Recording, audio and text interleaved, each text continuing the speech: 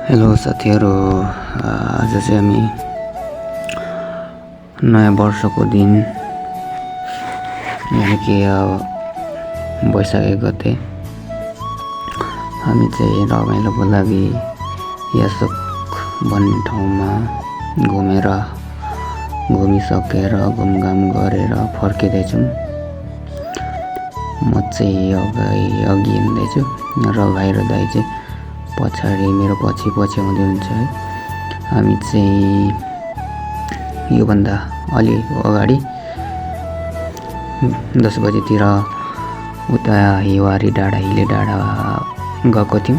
उता चाहिँ कुहिरोले गर्दा पुरै रमाइलो भएको थिएन, त्यही भएर हामी चाहिँ फेरि त्यहाँबाट यता फर्केर यासोक घुमेर घर फर्किँदैछौँ।